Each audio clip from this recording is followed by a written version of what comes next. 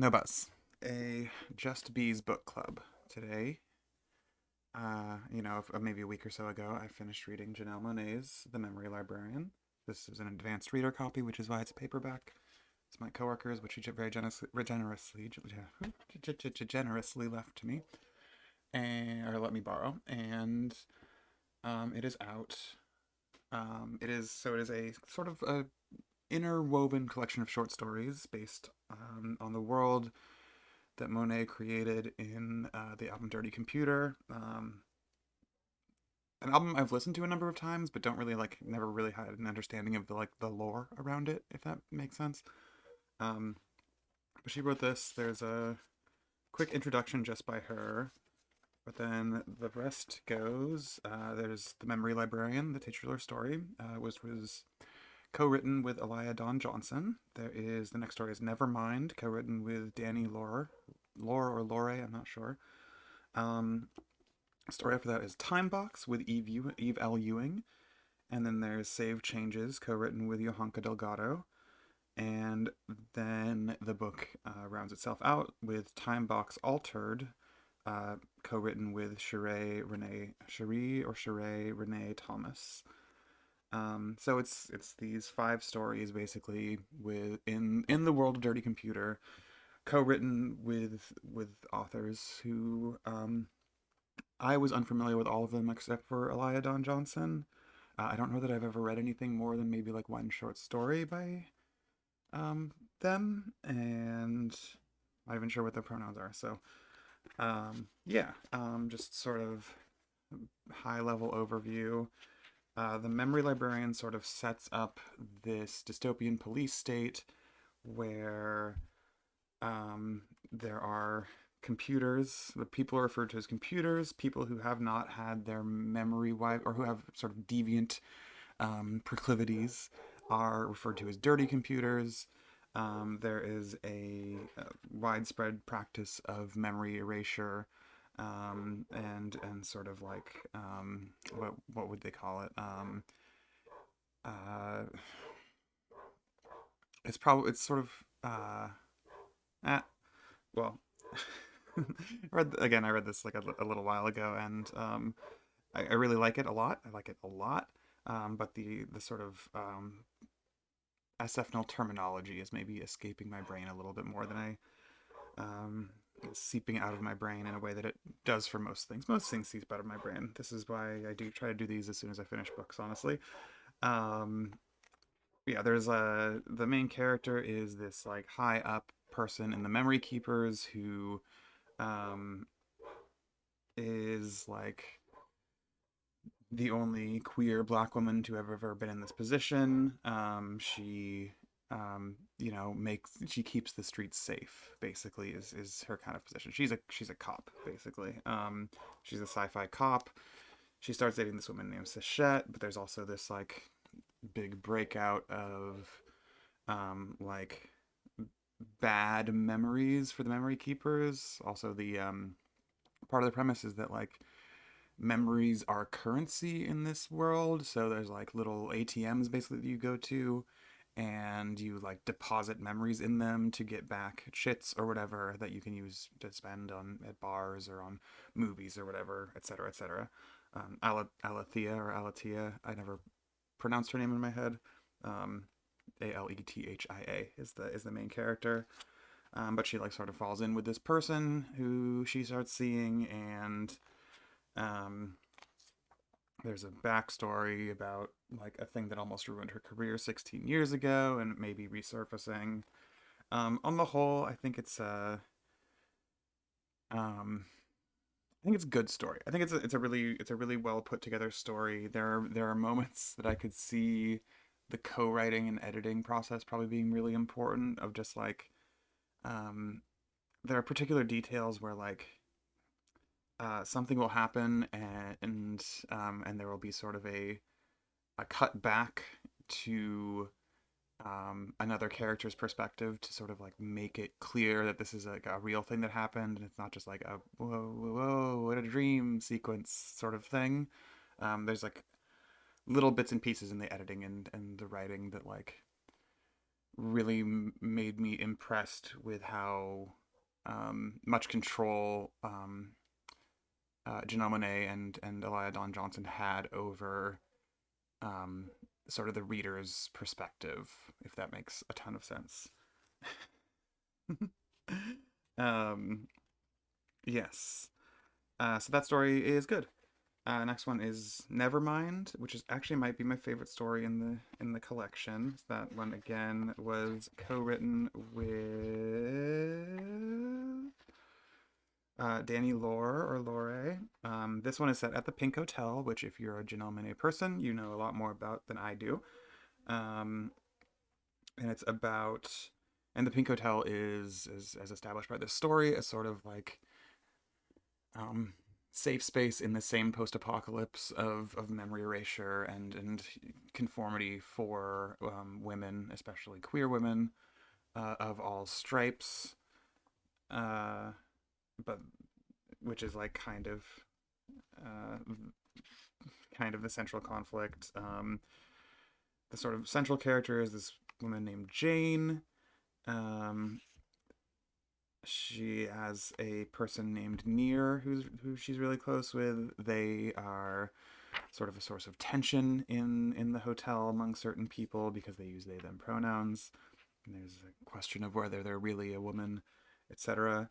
Um, there's like it's basically like a handful of women and femmes in this hotel on the like eve or there's a discovery that their security has been tampered with. There is a worry that there's these sort of like emotion sniffing sort of partially engineered humans who are sort of the like the shock troops or the scouts, I guess is probably more accurate for the the city in as depicted in the first one, the sort of memory keepers and the you know fascist utopian fascist state where everything is clean all the time. People are allowed to live, but they are not allowed to have memories or show deviance, and if they do, they get memory wiped. So the Pink Hotel is full of the people who sort of escaped that or had some of that happen to them and escaped. Um, and these emotion sniffing people seem to have found them and are prepared to, um, you know, guide the secret police over to them and potentially destroy the whole hotel. Um, there's like a Jane has a you know a secret past that slowly gets revealed as to why they're so interested in why the authorities are so interested in the hotel. Um, and ultimately it becomes a almost a calls coming from in the outside the house kind of thriller action story set in the desert in a hotel full of queer women. It's pretty good. It's very good. In fact, it's like very well written.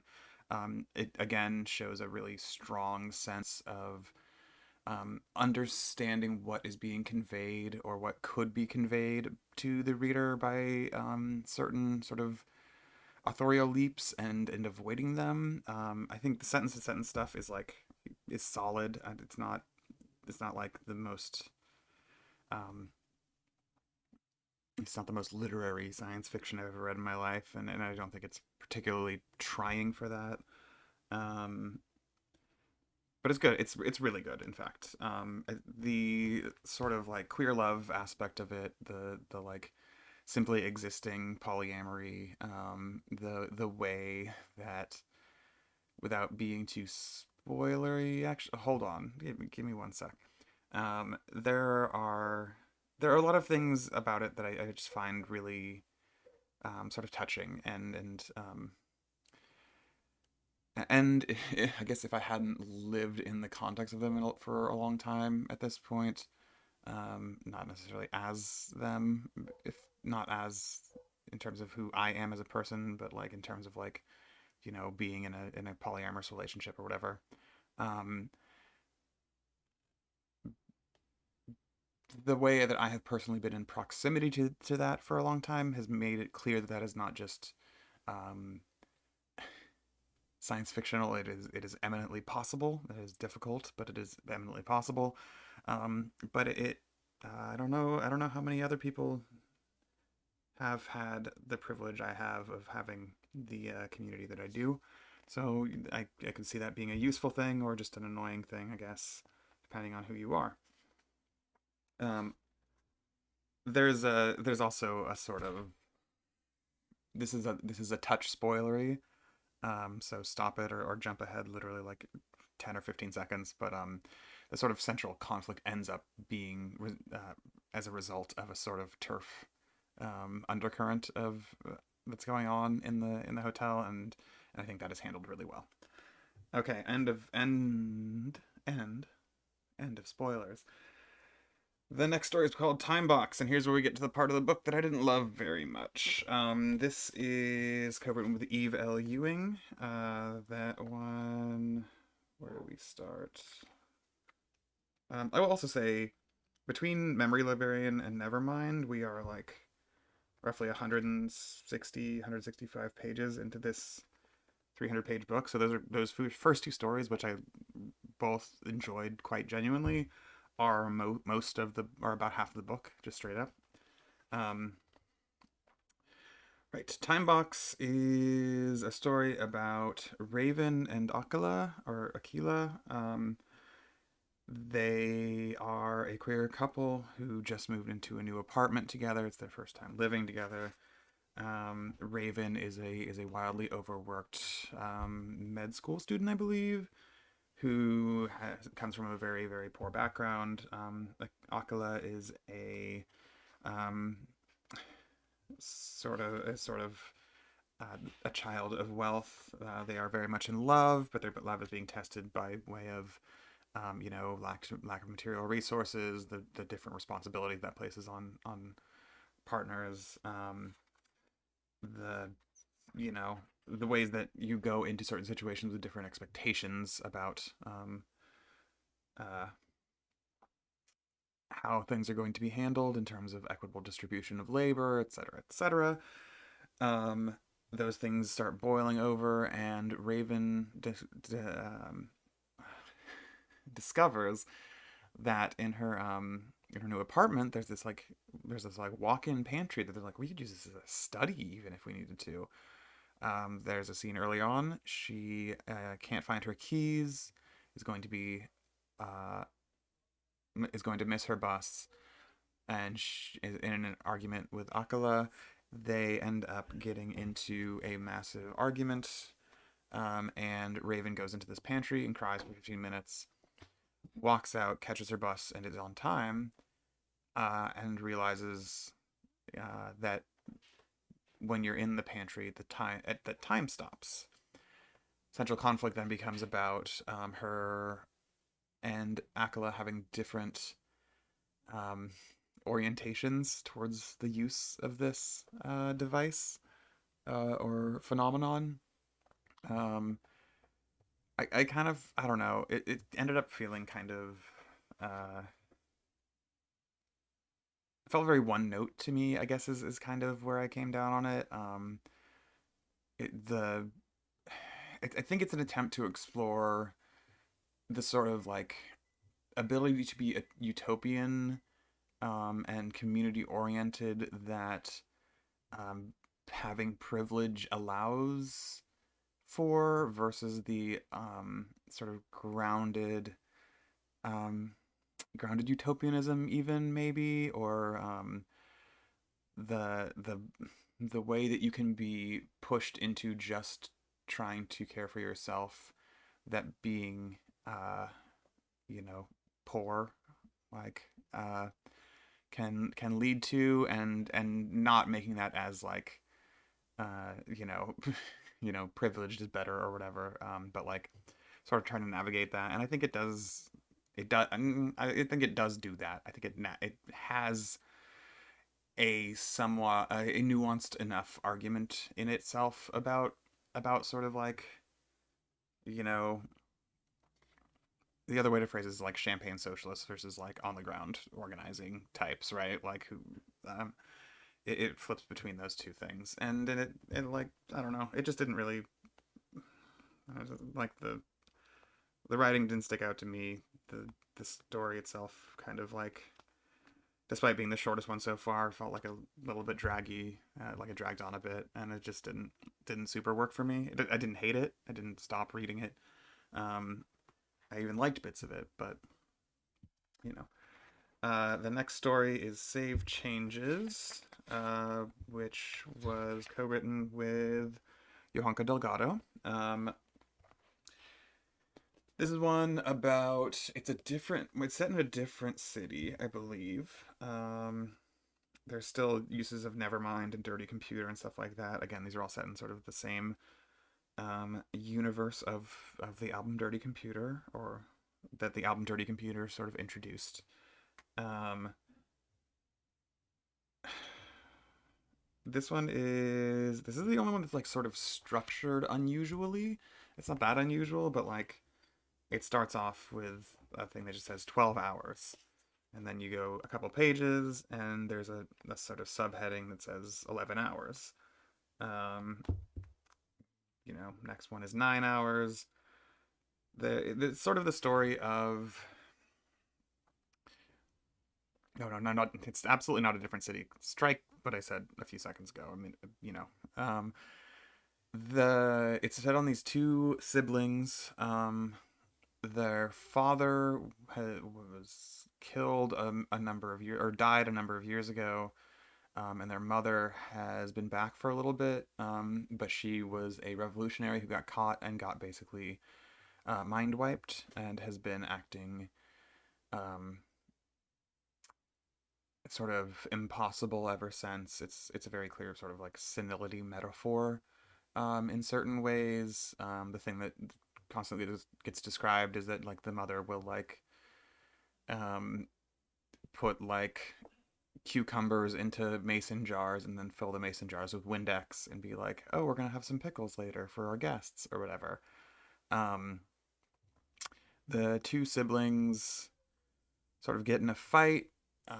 This is another one where there's like the older sibling, who's a point of view character, is like working her ass off to like make things work. The younger sibling is kind of fucking off a little bit more, and the older sibling, Amber, I believe, yeah, it's Amber and Larry. Um, yeah, Amber is like, we open with like Amber like carrying a bag of groceries back from the store and being like, why doesn't Larry ever do this? And then like drops like a really shitty piece of produce on the ground and has to go pick it up even though the light hasn't turned yet, and immediately gets accosted by like a scanner drone being like, why are you crossing the street when you weren't supposed to?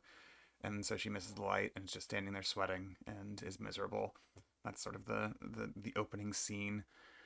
um it ends up being a thing about how when Amber's dad died, he gave her a little necklace that he insisted was was able to turn back time once for an indeterminate amount of time that is dependent on the entity that does the time turner, basically. Um, and that becomes a sort point of contention when Amber finds out that Larry has a new girlfriend. Larry sort of chastises Amber for being like, why are you still alive if you're living like in the way you are? And they end up going to this big sort of a renegade, basically, where a bunch of people are like doing drugs and dancing to music just hanging out, being free of the big conformist fascist city. Um,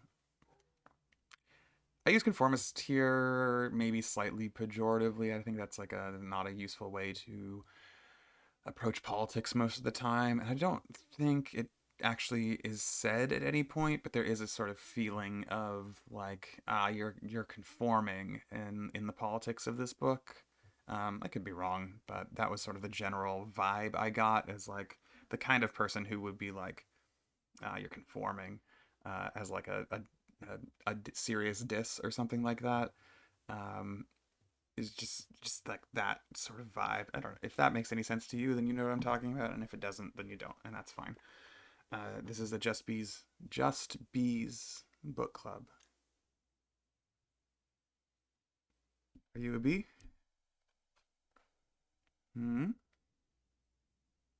You must be a bee. Um. Yeah. So they go to the Renegades. Some shit goes down. There's a question of whether or not to use the trying to see if I can't just skim to find out what the actual thing. Whatever, it's fine. Let's use the thing that turns back time, and then it does or does not happen. You'll have to find out. Um, this one also kind of ended up dragging for me. I think it's weird because like I think the all of the pieces are there. Um, I mean, what it really is I think the ending's like kind of mad corny.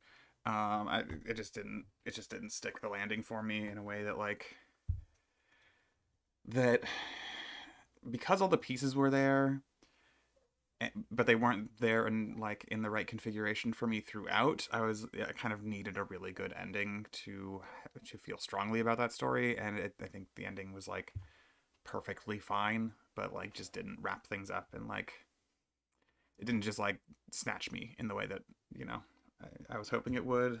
That Nevermind kind of did. Although that not none of the memory librarians nor Nevermind had like excellent endings or whatever. Were like, oh my god, you've brought all of the pieces together and made something incredible.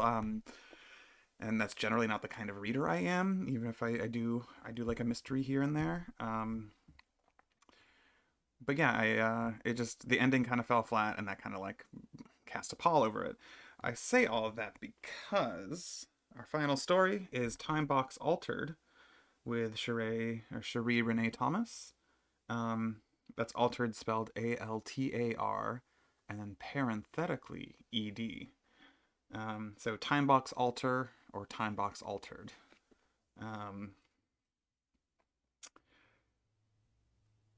This one actually started out really tough for me. I don't know. I had to reread the first like page and a half like multiple times, but it's about these five kids. I think it's five.